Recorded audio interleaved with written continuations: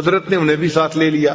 ایک اور بزرگ بھی تھے، شاید حضرت مولانا فضل الرحمان گنج مراد آبادی رحمۃ اللہ علیہ تھے. یہ حضرات جب میزبان کے گھر پہنچے تو اس اللہ کے بندے نے دسترخوان پہ خوب کھانے بنائے ہوئے تھے، خوب دسترخوان پہ بہت سارے کھانے بنا دیے تھے. گوشت بھی بنا دیا، پلاؤ بھی بنا دیا، دال بھی بنا دی، سبزی بھی بنا دی، کئی ساری چیزیں بنا دی. جب وہاں جا کر بیٹھے تو حضرت حاجی صاحب نے ایک خالی پلیٹ اٹھائی اور اس کے اندر تھوڑی سی دال ڈالی اور 2 چپاتیاں اٹھا کے حضرت گنگوہی کو دیں اور فرمایا کہ آپ دسترخوان کے کونے پہ بیٹھ کے کھا لیجئے. اب حضرت گنگوہی رحمۃ اللہ علیہ دسترخوان کے کونے پر بیٹھ کے دال روٹی کھا رہے ہیں. کوئی ہمارے جیسا بندہ ہوتا تو ہم دل میں سوچتے ہمارے حضرت کو تو مساوات آتی نہیں ہے. لیکن ہمیں کیا پتا تھا کہ یہ امتحان ہے اور اس میں فعل الحکیم لا یخلو عن الحکمہ، حکیم دانا کا کام دانائی سے خالی نہیں ہوتا.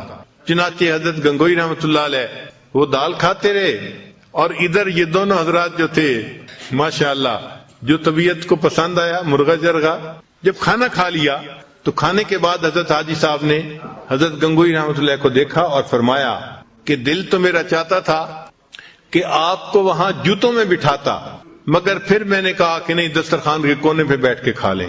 اور یہ کہنے کے بعد حضرت حاجی صاحب نے ان کے چہرے کو دیکھا کہ چہرے پہ اثرات ناگواری کے ہیں یا نہیں، کیونکہ اگر نفس زندہ ہوگا نا تو وہ تو پھر گھبرائے گا نا کہ ایسی بات کیوں کی کہ تجھے جوتوں میں بٹھاتا. تو حضرت حاجی صاحب نے دیکھا تو حضرت گنگوہی رحمۃ اللہ کے چہرے پہ تو مسکراہٹ تھی اور انہوں نے آگے سے جواب دیا، حضرت میں تو جوتوں میں بھی بیٹھنے کے قابل نہیں تھا، یہ تو آپ نے احسان فرما لیا، مجھے دسترخوان کے کونے پہ بٹھا دیا. تو حضرت حاجی صاحب نے جب یہ جواب سنا تو فرمایا الحمدللہ، مقصد یہ تھا کہ نفس مر گیا ہے اور اس ناگوار فکرے کو سن کے بھی نفس بھڑکا نہیں ہے. تو یہ جو ہے نا نفس کا بھڑکنا، یہ بڑی مشکل سے انسان کو نصیب ہوتا ہے، ورنہ تو چھوٹی چھوٹی باتوں پہ نفس بھڑکتا ہے، غصے میں آتا ہے. ہماری زندگیوں میں کھانے پینے میں چینی کا استعمال بہت زیادہ ہو گیا ہے. یہ ٹاکسین ہے. چنانچہ سائنٹیفک ریسرچ نے یہ بتایا کہ انسان کے جسم میں جو ٹیومر گروتھ ہوتی ہے، شوگر اس کے لیے فیول کا کام کرتی ہے. دل کی بیماری کے لیے شوگر فیول کا کام کرتی ہے. سائنس نے یہ بتلایا کہ لوگ کوکین کی نسبت شوگر کی وجہ سے زیادہ مرتے ہیں، حالانکہ ہمارے جسم کو ڈائریکٹ شوگر کی ضرورت ہی نہیں ہوتی. جو فروٹ اور سبزی سے شوگر ملتی ہے وہ ہمارے جسم کے لیے کافی ہوتی ہے. جانوروں کو دیکھیں کہ وہ سبزی کھاتے ہیں اور ان کی صحتیں کتنی اچھی ہوتی ہیں، ان کو وہیں سے شوگر مل جاتی ہے. جس طرح انسان کو سگریٹ کی عادت ہو جاتی ہے، اسی طرح لوگوں کو شوگر کی عادت ہوتی ہے، چنانچہ وہ میٹھی چیزیں کھانے کے عادی بن جاتے ہیں. ایک سوال کہ اگر سبزی کھائیں تو سبزیوں میں سے کون سی سبزی بہتر ہے؟ اس کا جواب یہ ہے کہ گو فار گرین. جو سبزی سبز ہے آپ اس کو بے دھڑک استعمال کر لیں. بروکلی، سپینچ، کالی، سیلریز، بوک چوائے، کیوکمبر، ڈارک لیفی گرینز، زوکینی اور پیپر، یہ تمام کی تمام سبزیاں یہ ہیلدی فوڈ میں شامل ہیں. پھر اس کے بعد red and blue vegetables, apple, pepper, raspberries, strawberries, tomato, یہ بھی انسان کے لیے ایک اچھا چوائس ہے. اگر آپ اپنے کھانے پینے پہ غور کریں تو we are addicted to carbohydrates, جیسے white bread, white rice, pasta, یہ تمام چیزیں کاربوہائیڈریٹس ہیں اور اس کی وجہ سے ہماری صحت زیادہ خراب ہوتی ہے. موٹاپے پر جتنی ریسرچ کی گئی تو پتہ یہ چلا کہ موٹاپا فیٹ کھانے کی وجہ سے نہیں ہوتا، کاربوہائیڈریٹس کھانے کی وجہ سے ہوتا ہے. ہمیں چاہیے کہ ہم کاربوہائیڈریٹس کو ویجیٹیبل اور فروٹ کے ساتھ ریپلیس کریں. کھانے پینے میں ٹائمنگ کا بھی بہت دخل ہے. اگر آدمی بھوکا ہو تو دیکھا ہے کہ اس وقت اس کو جو چیز مل جائے وہ کھا لیتا ہے، چاہے اس میں کریم ہو اور چاہے وہ ہیلدی فوڈ نہ ہو. اس لیے اگر اپنے وقت پہ کھانا کھائیں تو اس کا فائدہ زیادہ ہوتا ہے. جب انسان دوسرے آدمیوں کے ساتھ کھانا کھاتا ہے تو پہلا بندہ جو آرڈر کرتا ہے اس سے کھانے کا ایک نارم سیٹ ہو جاتا ہے. تو کوشش کریں کہ جب آپ مل کے کھانا کھا رہی ہیں تو آپ خود پہل کریں اور سیلڈ سے شروع کریں یا فروٹ سے شروع کریں تاکہ باقی لوگ بھی ہیلدی کھانا کھائیں۔ ایک اہم سوال کہ کھانوں میں سب سے بہتر ترتیب کیا ہے، تو یہ چیز سائنٹیفک ریسرچ سے ثابت ہو چکی کہ کھانے کی ترتیب میں فروٹ اور ویجیٹیبل سب سے بیسٹ ہیں۔ چنانچہ ایسپیریگس، ایووکیڈو، بینز، بروکلی، کالی فلاور، چک پیز، کالرز گرین، لینٹلز دال، پیز اور سپینچ ساگ جس کو کہتے ہیں، یہ تمام کی تمام سب سے بہترین ہیلدی فوڈ ہے، یہ نمبر 1 پہ آتی ہیں۔ پھر دوسرے نمبر پر نٹس آتے ہیں، آلمنڈ، کیشیو، پینٹ، پیکان، پسٹیشیو اور والنٹ، یہ دوسرے نمبر پر ہیلدی فوڈ ہے۔ اور تیسرے نمبر پر فش آتی ہے، سالمن اور ٹراؤٹ وغیرہ۔ چوتھے نمبر پر وائٹ میٹ آتا ہے جیسے چکن وغیرہ، اور 5ویں نمبر پر ڈائری پروڈکٹس، ملک، یوگرٹ، چیز، ان کا 5واں نمبر ہے۔ اور 6 نمبر پر ریڈ میٹ جیسے ٹی بون، بیف یا لیم کا، اور 7ویں نمبر پر جو سب سے برا فوڈ ہوتا ہے وہ پروسیسڈ میٹ ہوتا ہے، لنچ میٹ، ہاٹ ڈاگ، سلامی، یہ سب سے آخری درجے کا یعنی نقصان دہ فوڈ ہے۔ سبزیوں میں اور فروٹ میں اومیگا 3 فیٹی ایسڈ ہوتے ہیں جو انسان کی صحت کے لیے بہت فائدہ مند ہوتے ہیں، یہ کینسر کو جو ہے فائٹ کرتے ہیں اور میکولر ڈیجنریشن کو ختم کرتے ہیں، ہارٹ ڈیزیز کو ختم کرتے ہیں، اور انسان کے اندر سے ڈپریشن اینڈ اینگزائٹی ان چیزوں کو ختم کرتے ہیں۔ اس لیے نٹس، سیڈز اور سیلمن کا کھانا ڈپریشن کے مریض کے لیے فائدہ مند ہوتا ہے۔ بہت سارے فوڈ ایسے ہیں جن کا ٹریش کین میں ہونا بہتر ہے بنسبت پیٹ میں ہونے کے۔ دیکھا یہ گیا ہے کہ جو لوگ فیٹی فوڈ کھاتے ہیں وہ زیادہ اگریسو اور موڈی ہوتے ہیں۔ کھانے کا اصول یہ ہے کہ feast at sunrise and fast at sunset, دن کی ابتدا میں اچھا کھانا کھائیں اور رات کے وقت ہلکا کھانا کھائیں، اور ہماری عادت عام طور پر اس کے مخالف ہے۔ صبح میں ہلکا ناشتہ کرتے ہیں اور رات کا جو فوڈ ہوتا ہے اس کو ہیوی فوڈ بنا لیتے ہیں، یہ صحت کے لیے نقصان دہ ہوتا ہے۔ اسی لیے آج کل جو باکسز ہیں ان کے اوپر مارکیٹنگ کی وجہ سے کمپنیوں نے ایسے فکرے لکھے ہوتے ہیں کہ وہ بہت ڈیسیونگ ہوتے ہیں۔ ملک شیکس کے اوپر لکھا ہوتا ہے سمودیز، اور شوگر واٹر کے اوپر لکھا ہوتا ہے وٹامن واٹر۔ تو آپ دیکھیں کہ کنٹینٹس کیا ہیں، eat more early, less late, nothing after dinner. پھر whole fruit is better than juice. آج کل چونکہ جوس ایزیلی اویلیبل ہیں تو عورتیں جوس پینا پسند کرتی ہیں بنسبت فروٹ کھانے کے۔ گریپ جوس 1 گلاس 15 چمچ شوگر کے برابر ہوتا ہے، تو you can say it's a liquid candy. سائنس نے ثابت کیا ہے کہ regular consumption of juice is more harmful than equivalent amount of soda. کھانے پینے میں ایک بہتر اصول، less heat better to eat, جتنا تھوڑی گرمی پر کوئی فوڈ پکا ہوگا اتنا بہتر ہوگا۔ چنانچہ اگر گرل کریں، برائل کریں، فرائی کریں تو فوڈ تو پھر بھی تیار ہوتا ہے، مگر آگ کی وجہ سے اس میں AGE زیادہ ہوتی ہے، یہ ہے ایڈوانسڈ گلائکیشن اینڈ پروڈکٹ۔ اس کی وجہ سے باڈی کے اندر جب یہ جاتا ہے تو انسان کے ٹیشوز کے اندر یہ ایکمولیٹ ہو جاتا ہے اور انسان کی جو ڈیفنس پاور ہے اس کو کم کر دیتا ہے۔ لہذا جتنا فوڈ آگ پر بنتا ہے، ڈائریکٹ آگ پر، اس میں جو کاربن ہوتا ہے اس کی وجہ سے کینسر ہوتا ہے، اور اس کے AGE زیادہ ہونے کی وجہ سے انسان کے اندر وہ جا کے ہیلتھ پرابلم کرتا ہے۔ تو جتنا تھوڑی ہیٹ پر فوڈ پکے گا وہ اتنا ہیلدی ہوگا۔ اس لیے موئسچر سے، سٹیم سے اور بوائلنگ کے ذریعے سے کھانے کو پکانا، عورتوں کو چاہیے کہ وہ اس آرٹ کو زیادہ سیکھیں اور کھانا اس طرح تیار کریں۔ عام طور پر جو صحت کے پرابلم ہوتے ہیں اس کی 2 وجوہات ہوتی ہیں، کھانے پینے میں زیادتی کرنا، کمی بیشی کرنا۔ چنانچہ حدیث مبارکہ میں زیادہ کھانے کو ناپسند کیا گیا ہے۔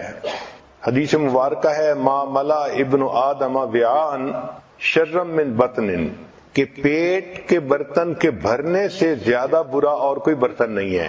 نبی علیہ السلام نے ارشاد فرمایا کہ حسب للرجل اکلات، کہ بندے کے لیے چند لقمے کافی ہیں یقمن صلبہ کہ جس سے اس کی کمر سیدھی رہے۔ ایک حدیث پاک میں نبی اسلام نے ارشاد فرمایا ان اکثر الناس شبعا فی الدنیا اطولهم جوعا فی الآخرہ کہ جو لوگ دنیا میں اکثر پیٹ بھرے رہیں گے وہ قیامت کے دن اکثر خالی پیٹ رہیں گے۔ سیدہ صدیقہ رضی اللہ عنہا فرماتی ہیں ما شبع فی یوم مرتین من خبز بر حتی لاحق اللہ کہ نبی علیہ السلام نے اپنی نبوت کی زندگی میں ایک دن میں 2 مرتبہ پیٹ بھر کر کھانا نہیں کھایا۔ نبوت کی پوری زندگی میں ایک دن میں 2 مرتبہ کھانا پیٹ بھر کر نہیں کھایا، اور ہمارے ہاں تو ماشاءاللہ سارا دن ہی سلسلہ چلتا رہتا ہے۔ اس لیے سیدہ صدیقہ رضی اللہ عنہا فرماتی ہیں فَإِنَّ الْقَوْمَ لَمَّا شَبِعَتْ بُطُونُهُمْ کہ جب لوگ اپنے پیٹ بھر لیتے ہیں تو پھر ان کے بدن کے اندر سستی آ جاتی ہے، دل سخت ہو جاتے ہیں، وَحَجَمَتْ شَهْوَاتُهُمْ اور ان کی شہوات ہجوم کرتی ہیں۔ جتنا زیادہ کھائیں گے اتنا انسان کے اندر شہوت زیادہ بڑھے گی۔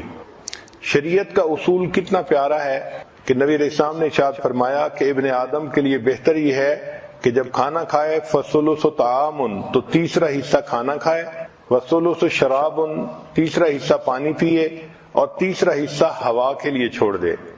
حضرت عمر رضی اللہ عنہ کے بارے میں آتا ہے کہ آپ ایک کھانے میں 11 لقمے کھایا کرتے تھے۔ محمد بن واسع فرماتے ہیں من قل طعمہ فہم و افہم کہ جو بندہ کم کھانا کھاتا ہے وہ بات سمجھتا بھی ہے اور وہ بات سمجھا بھی سکتا ہے۔ عمر بن قیس فرماتے ہیں کہ تم پیٹ بھر کے مت کھانا کھاؤ، اس سے دل سخت ہو جاتا ہے۔ ابو ایوب سختیانی رحمۃ اللہ فرماتے ہیں کثرت الاکل داء البطن کہ زیادہ کھانا بدن کے لیے بیماری ہوتی ہے۔ حسن بصری رحمۃ اللہ علیہ نے ایک بہت خوبصورت بات کی، فرماتے تھے کہ کھانا سیدنا آدم علیہ السلام کے لیے جنت میں ابتلا تھا اور اولاد آدم کے لیے یہ دنیا میں ابتلا ہے۔ اسی کی وجہ سے اکثر لوگ گناہوں کے مرتکب ہوتے ہیں زیادہ کھانے کی وجہ سے۔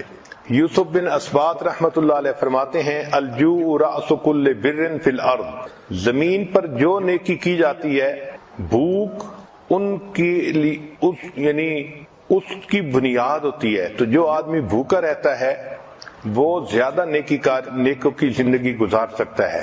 سیدہ صدیقہ رضی اللہ عنہا فرماتی ہیں کہ نبی علیہ السلام پر کئی مرتبہ پورا مہینہ ایسا گزر جاتا تھا کہ اسودین پہ گزارا ہوتا تھا۔ اسودین کا مطلب 2 کالی چیزیں، الماء والتمر پانی اور کھجور، اور آج کل کے نوجوان بھی اسودین پر جیتے ہیں، ایک چاکلیٹ اور ایک پیپسی۔ اب اگر انسان مناسب انداز سے کھانا کھائے تو اس کی صحت اچھی رہے گی۔ اس کے لیے سب سے بہترین طریقہ یہ ہے کہ کھانا کم کھایا جائے۔ ہماری شریعت اتنی خوبصورت ہے کہ سال میں 1 مرتبہ رمضان کے روزے رکھوائے گئے۔ یہ جو فاسٹنگ ہے اس کے اتنے فائدے ہیں کہ کوئی حد نہیں۔ مجھے ایک مرتبہ امریکہ میں ایک ڈاکٹر ملا جو عیسائی تھا، بات چیت کرتے ہوئے کہنے لگا کہ آپ لوگ روزے رکھتے ہیں؟ میں نے بتایا کہ ہاں ضرور رکھتے ہیں۔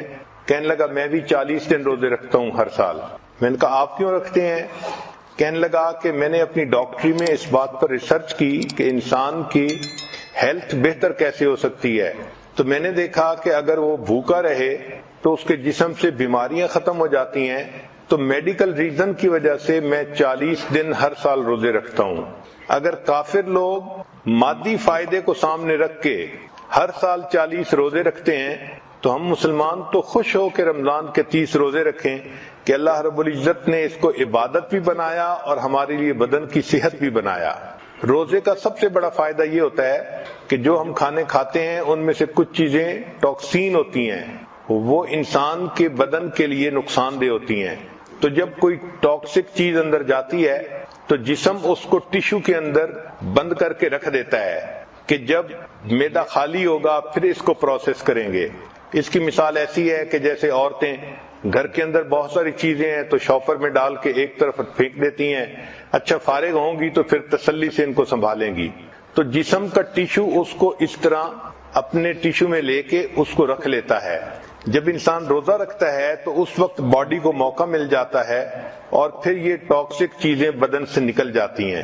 اس لیے فطرت کا اصول بھی یہی ہے۔ آپ دیکھیں اگر کوئی جانور بیمار ہو جائے تو وہ کھانا پینا بند کر دیتا ہے، اور کھانا بند کرنے سے اس کی بیماری ٹھیک ہو جاتی ہے اور جانور صحت مند ہو جاتا ہے۔ جب ہم کھانا کھاتے ہیں تو ہماری باڈی انرجی کا 65% ہمارے اسٹومک کی طرف ڈائریکٹ ہو جاتا ہے۔ یہ انرجی جو 65% ہے یہ ہماری باڈی کے لیے بھی استعمال ہو سکتی ہے، سیل کو ریپلیس کرنا اور ہاؤس کلیننگ کرنا۔ اس لیے ہمیں چاہیے کہ ہم روزے رکھنے کی عادت ہی ڈالیں۔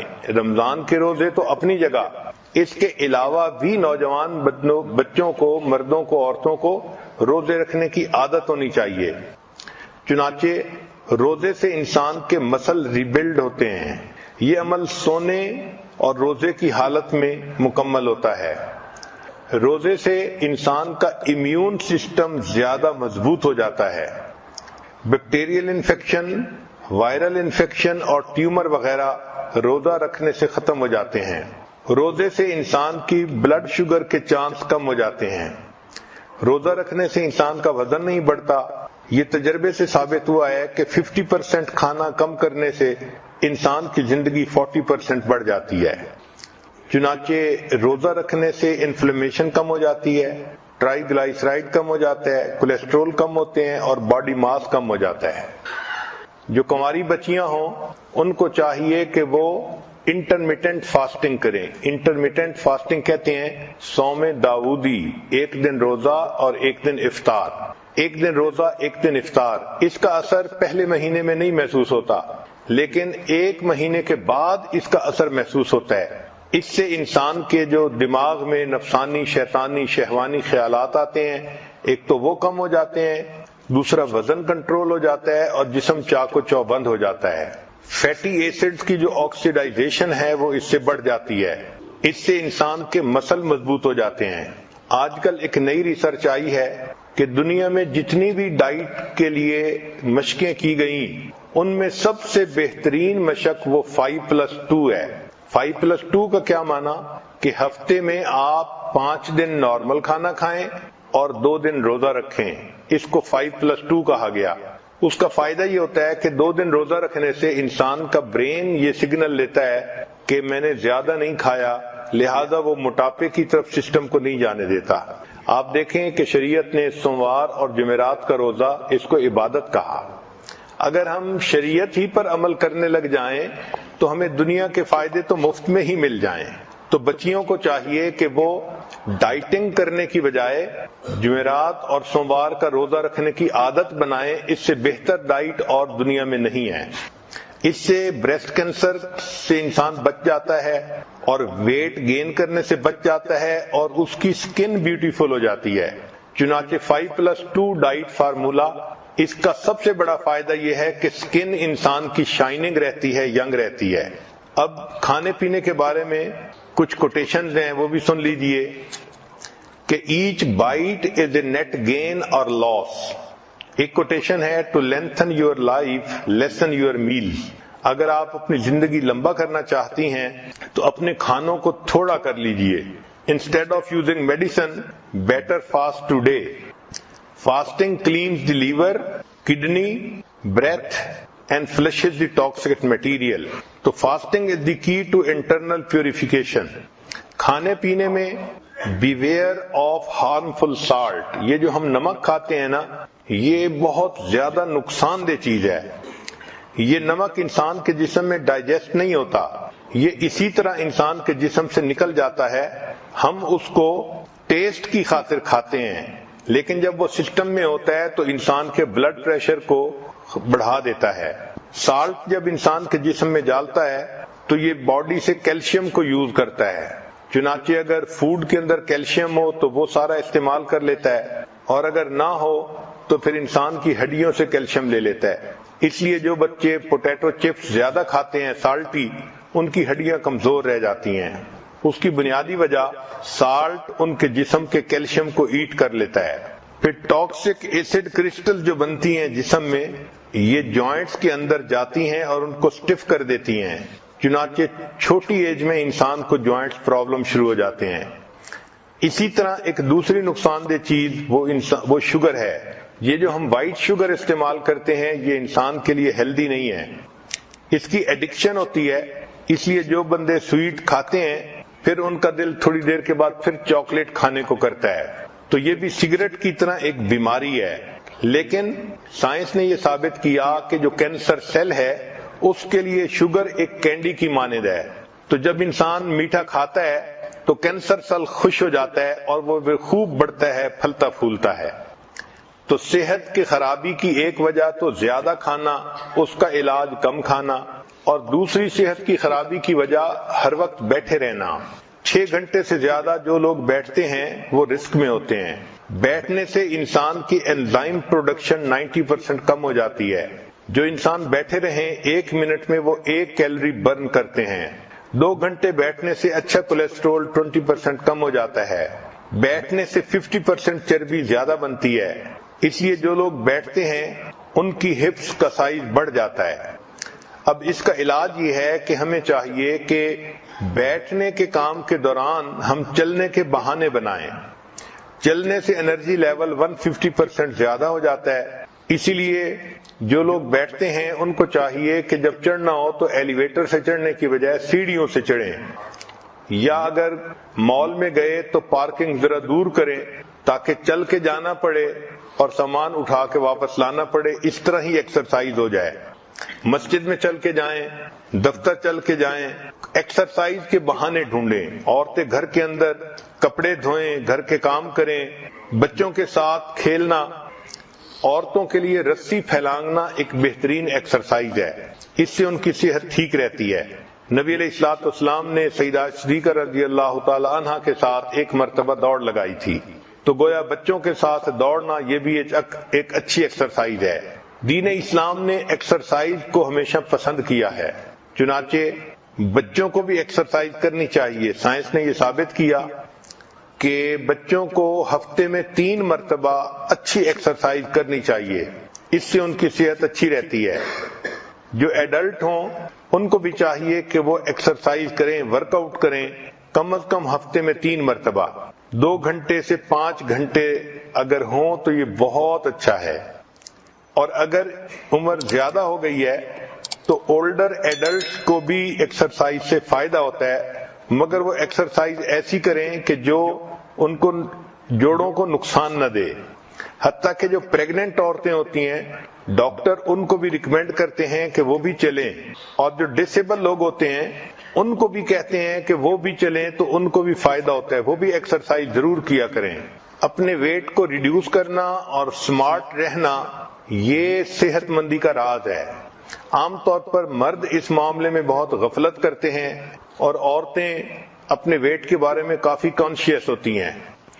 Your body is the baggage you carry most of your life. The more excess the baggage, the shorter the trip. جتنا بیگیج زیادہ ہوگا اتنا ٹرپ شارٹر ہوگا اور انسان کی موت جلدی آئے گی. مرد عام طور پہ بہانے بناتے ہیں. ان کو ویٹ ریڈیوس کرنے کے لیے کہیں تو وہ بہانے بناتے ہیں. کہتے ہیں I keep trying to lose weight but it keeps finding me. میں تو ویٹ لوز کرنے کی کوشش کرتا ہوں مگر ویٹ مجھے تلاش کر لیتا ہے. بیوی نے اپنے خاوند سے پوچھا کہ یہاں فلاں جگہ پر 2 کیک پڑے تھے، رات میں 1 کیک وہاں نہیں ہے، تو اس کی کیا تفصیل ہے؟ تو خاوند نے جواب میں کہا کہ اندھیرا بہت تھا اس لیے مجھے دوسرا کیک نظر نہیں آیا. ایک خاوند ویٹ مشین کے اوپر اپنا وزن چیک کر رہا تھا تو اس نے لمبا سانس لیا. تو لمبا سانس لینے پر بیوی نے کہا کہ لمبا سانس لینے سے تمہارا وزن کم نہیں نظر آئے گا. اس نے کہا میں نے اس لیے لمبا سانس لیا ہے کہ مجھے اس کے بغیر مشین نظر ہی نہیں آ رہی. عام طور پر مردوں کو دیکھا ہے کہ وہ سی فوڈ ڈائٹ پر ہوتے ہیں. سی فوڈ ڈائٹ کا کیا معنی؟ کہ جہاں کھانا دیکھتے ہیں وہیں اس کو کھا لیتے ہیں. I am on a seafood diet. I see food and I eat it. Ten ager لوگ آج کل جو موٹے ہو جاتے ہیں اس کی بنیادی وجہ کہ وہ جب بور ہوتے ہیں تو وہ کھانا کھاتے ہیں. The reason why teenagers are fat is they eat when bored. اور دوسری وجہ یہ ہے کہ they are bored all the time. تو کھانے پینے میں صحت کا خیال رکھنا یہ انسان کے لیے فائدہ مند ہے. اللہ کو قوی مومن زیادہ پسند ہے. تو عورتیں صرف ڈائٹنگ کی نیت نہ کریں، بلکہ یہ دیکھیں کہ میں صحت مند رہوں گی تو میں گھر میں خدمت زیادہ کر سکوں گی، نیکی زیادہ کر سکوں گی، عبادت زیادہ کر سکوں گی، اس کا مجھے فائدہ ہوگا۔ اس کے لیے کھانا بھی مناسب کھائیں اور ایکسرسائز بھی کریں۔ ایک ڈاکٹر پیشنٹ کو ایڈوائز کر رہا تھا کہ آپ ایکسرسائز کیا کریں، اور پیشنٹ کہہ رہا تھا کہ میں بہت بزی ہوں، میرے پاس ٹائم ہی نہیں۔ تو ڈاکٹر سیڈ کہ what fits your busy schedule better, A, exercising 1 hour a day, اور B, being dead 24 hour a day۔ تو آپ کے لیے بہتر چوائس کون سا ہے؟ ہمیں اپنے ایکسرسائز کے لیے کچھ نہ کچھ وقت نکالنا چاہیے۔ حضرت اقدس تھانوی رحمۃ اللہ علیہ عصر کے بعد واک کرتے تھے، جس سے کہ طبیعت کے اندر نشاط آ جاتی تھی۔ اگر ہم صحابہ کرام کی مبارک زندگیوں پر غور کریں تو اللہ رب العزت نے ان کو بہت اچھی صحتوں سے نوازا تھا، اور وہ خوب مشقت اٹھاتے تھے اور اچھی صحت ہوتی تھی۔ سلمہ بن عقوع رضی اللہ عنہ ایک صحابی تھے، ان کے بارے میں لکھا ہے کہ اتنا تیز دوڑتے تھے کہ گھوڑے دوڑتے ہوئے گھوڑے کو پکڑ لیتے تھے۔ حیرت کی بات ہے کہ دوڑتے ہوئے گھوڑے کو پکڑ لیتے تھے۔ چنانچہ غزوہ ذات قرد میں ایک مرتبہ کفار نے مسلمانوں کی اونٹنیوں کو لوٹ لیا اور مکہ کی طرف چل پڑے۔ سلمہ رضی اللہ عنہ اکیلے تھے، انہوں نے ان کا پیچھا کیا، ان پر تیر برسائے، چنانچہ کفار اونٹنیاں چھوڑ کر بھاگے، حتیٰ کہ سب اونٹنیاں انہوں نے چھوڑ دیں۔ جب واپس آنے لگے تو نبی علیہ السلام نے ان کو اپنی اونٹنی پر بٹھایا۔ اس وقت ان کی عمر 13 سال تھی۔ 13 سال کی عمر میں اتنا تیز دوڑتے تھے کہ دوڑتے ہوئے گھوڑے کو پکڑ لیتے تھے۔ ایک مرتبہ نبی علیہ السلام جہاد سے واپس تشریف لا رہے تھے، اور گھوڑے جو آپ کی سواری کی رسی تھی اس کو سلمہ بن عقوع رضی اللہ عنہ نے پکڑا ہوا تھا۔ وہ فرماتے ہیں جب مدینہ کوئی 5-7 کلومیٹر رہ گیا تو نوجوان واپس آنے کی خوشی میں ذرا تیز چلنے لگے، دوڑنے لگے۔ تو جب ان کو میں نے دوڑتے ہوئے دیکھا تو میں نے نبی علیہ السلام سے پوچھا، اے اللہ کے حبیب صلی اللہ علیہ وسلم، مجھے بھی اجازت ہے کہ میں ذرا ان کو بھگاؤں؟ نبی علیہ السلام نے مسکرا کر خوشی کا اظہار فرمایا۔ وہ فرماتے ہیں کہ میں نے ان نوجوانوں کو پھر کہا کہ دیکھو میں بھاگ رہا ہوں، دیکھتا ہوں تم میں سے کون میرے ساتھ ہوتا ہے۔ تو میں نے بھاگنا شروع کیا، حتیٰ کہ ان سب کے پسینے چھوٹ گئے اور وہ پیچھے رہ گئے۔ جب وہ تھک کے پیچھے رہ گئے تب میں نے تیز بھاگنا شروع کیا، حتیٰ کہ میں ان کی نظروں سے ہی اوجھل ہو گیا۔ اللہ نے ان کو ایسی صحت عطا فرمائی تھی۔ صحابیات، ان کی صحتیں بھی بہت اچھی تھیں۔ جب غزوات کا وقت آتا تھا تو وہ زخمیوں کو پانی پلاتی تھیں اور ان کے زخم پر پٹی کیا کرتی تھیں۔ چنانچہ سیدہ ام عطیہ انصاریہ نے 7 غزوات میں پانی پلایا۔ لیلہ غفاریہ زخمیوں کی مرہم پٹی کرتی تھیں۔ سیدہ عائشہ صدیقہ رضی اللہ تعالی عنہا نے احد کے دن زخمیوں کو پانی پلایا۔ ام عمارہ رضی اللہ تعالی عنہا نے احد کے میدان میں پانی کا مشکیزہ بھرا اور زخمیوں کو پانی پلایا۔ ابن قمہ ایک کافر تھا، اس نے نبی علیہ السلام پر حملہ کیا تو ام عمارہ نے نبی علیہ السلام کا دفاع کیا۔ سبحان اللہ، یہ بھی ایک عجیب بات ہے کہ اللہ کے حبیب صلی اللہ علیہ وسلم کا دفاع ایک صحابیہ نے کیا۔ حضرت صفیہ رضی اللہ تعالی عنہا، ان کو اللہ نے بہت اچھی صحت عطا فرمائی تھی۔ غزوہ خندق میں عورتیں ایک طرف تھیں اور مسلمان خندق کے اندر جو ہے وہ پھنسے ہوئے تھے، تو ڈر تھا کہ کافر کہیں مسلمان عورتوں پر حملہ نہ کر دیں۔ چنانچہ یہودیوں نے ایک بندے کو بھیجا دیکھنے کے لیے کہ عورتیں اکیلی ہیں تو ہم ان پر حملہ کریں گے۔ صفیہ رضی اللہ تعالیٰ عنہ نے دیکھا تو انہوں نے حسان رضی اللہ عنہ کو کہا کہ یہ غیر مرد ہماری طرف آ رہا ہے، آپ اس کو نمٹ لیں۔ وہ کمزور تھے، بوڑھے تھے، تو انہوں نے کہا میں اکیلا اس سے نہیں لڑ سکتا۔ تو سیدہ صفیہ رضی اللہ تعالیٰ عنہ نے خیمے کا بانس نکالا اور اس یہودی کے سر پر مارا اور اس کا کام تمام کر دیا۔ تو عورتیں ایسی تھیں کہ جو اپنی جان کی، اپنی عزت کی حفاظت کرنا جانتی تھیں۔ چنانچہ فتوحات شام میں عجیب واقعہ لکھا ہے کہ ایک مرتبہ رومی زیادہ تھے، انہوں نے مسلمان عورتوں پر حملہ کیا اور کوئی 50 کے قریب مسلمان عورتوں کو گرفتار کر لیا۔ جب وہ لے کر ان کو 100 کلومیٹر آگے چلے گئے تو وہاں جو ان کا سردار تھا اس کا نام بطرس تھا، اس نے مسلمان عورتوں کو ایک لائن میں کھڑا کیا۔ سیدہ خولہ رضی اللہ تعالی عنہا صحابیہ تھیں جو سب سے زیادہ خوبصورت تھیں، تو اس نے اپنے ساتھیوں کو کہا کہ خولہ تو میرے لیے ہے، اس کے علاوہ تم جس کو چاہو اپنے لیے پسند کر لو۔ اور پھر اس کے بعد انہوں نے سب مسلمان عورتوں کو خیمے میں بھیج دیا۔ سیدہ خولہ رضی اللہ عنہا نے مسلمان عورتوں کو کہا کہ دیکھو، ہم نہیں چاہتی کہ یہ کافر لوگ ہم پر غالب آئیں، ہماری عزتیں خراب کریں، ہمیں چاہیے کہ ہم ان سے مقابلہ کریں۔ عورتوں نے کہا کہ ہمارے پاس تو کچھ بھی نہیں۔ تو انہوں نے کہا دیکھو، یہ جو خیمے کی لاٹھیاں ہیں، ہم ان لاٹھیوں سے ان کی عقلوں کو درست کر دیں گی۔ چنانچہ انہوں نے کہا کہ لاٹھی سے تو ہم ان کا مقابلہ نہیں کر سکیں گی۔ تو خولہ رضی اللہ عنہا نے جواب دیا کہ پھر اللہ تعالیٰ ہمیں شہادت عطا فرمائیں گے، ہم شہادت پائیں گی مگر اپنی عزتوں کو خراب نہیں ہونے دیں گی۔ چنانچہ مسلمان عورتوں نے لاٹھیوں کو اکٹھا کر لیا اور کفار کے ساتھ جو ہے وہ سامنے آ گئی۔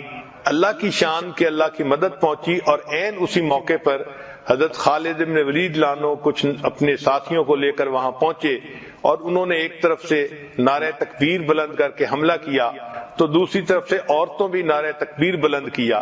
اللہ کی شان کہ کافروں پر اتنا خوف طاری ہوا کہ وہ بھاگ گئے، اور اللہ نے سب مسلمان عورتوں کی عزتوں کو محفوظ فرما دیا۔ ایک مرتبہ کفار نے حضرت زرار رضی اللہ تعالیٰ عنہ جو خولہ رضی اللہ عنہ کے بھائی تھے ان کو گرفتار کر لیا، اور وہ یہ چاہتے تھے کہ ہم ان کو گرفتار کر کے جلدی اپنے بادشاہ تک پہنچائیں اور اس سے ہم انعام کے حقدار بنیں۔ چنانچہ وہ لے کر روانہ ہو گئے۔ حضرت خالد بن ولید عنہ جب واپس ہٹے تو انہوں نے اپنے ساتھیوں کو دیکھا تو زرار رضی اللہ عنہ نہیں تھے۔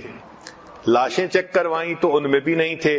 تو انہوں نے کہا کہ اس کا مطلب کہ دشمنوں نے گرفتار کر لیا، لہذا اب ہم آرام سے نہیں بیٹھیں گے بلکہ ہم ان کا پیچھا کریں گے اور اپنے ساتھی کو رہا کروائیں گے۔ چنانچہ خالد بن ولید عنہ نے حکم دے دیا کہ تیاری کریں۔ حضرت خالد بن ولید عنہ فرماتے ہیں کہ میں نے ایک سوار کو دیکھا جو گھوڑے پہ سوار تھا، اور اپنے چہرے پر اس نے ڈاٹا باندھا ہوا تھا، یعنی جیسے عورتیں نقاب کرتی ہیں نا کہ ان کی آنکھیں کھلی ہیں، چہرہ چھپا ہوا ہوتا ہے، تو اس طرح اس نے کپڑا کیا ہوا تھا، مگر اس کے ہاتھ میں تلوار تھی، اور گھوڑا اتنا تیزی سے اور اتنا اچھے طریقے سے وہ بھگا رہا تھا کہ کبھی ایک طرف جاتا کبھی دوسری طرف۔ خالد بن ولید عنہ فرماتے ہیں میں نے اس کے تیز گھوڑے بھگانے کو دیکھ کر اس کو اپنے ساتھ قریب کر لیا کہ تم میرے ساتھ رہو۔